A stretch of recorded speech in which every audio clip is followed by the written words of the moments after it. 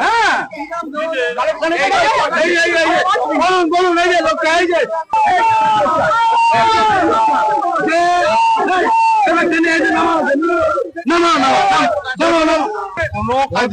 আপনারা নয় কাজের মতো তাই তো করছে না জয়প্রকাশ বাবু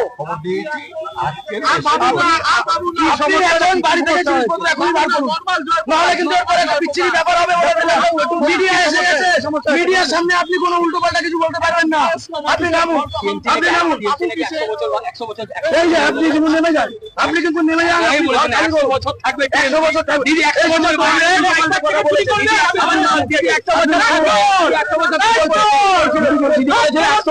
বছর থাকবে। এই নিয়ে হচ্ছে বাড়ি দখল করে বসে আছেন। এই 337-এর 2014-তে বাড়ি ভাড়া নেন, 12 বছর ধরে বাড়ি দখল করে ভাড়া আছেন। বাড়ির মালিককে এবং বাড়িওয়ালা যে বয়স্ক এখন স্বামী মারা গেছেন ওনার ওইফকে ঘাট ধাক্কা ধরে বার করে দিয়েছেন। 17 সাল থেকে রাস্তায় রাস্তায় ঘুরছেন উনি, তবু এখনো দিনের পর দিন নোটিশ দেওয়া হচ্ছে, করছে, বাড়ি তবু ছাড়ছেন না। তৃণমূল নেতা বলে কি এরকম ক্ষমতা দখল থেকে তখন থানা পুলিশ কে আছে, কোন বাবা আছে ডেকে আন।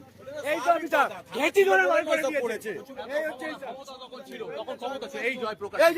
এই যে জয়প্রকাশ মজুমদার, এই লোককে দখল করে দীর্ঘদিন ধরে ক্ষমতার অপব্যবহার করে সেই বাড়িটাকে গাজুয়ারি করে দখল করে রেখে দিয়েছে। আমরা সবাইকে জানিয়েছি।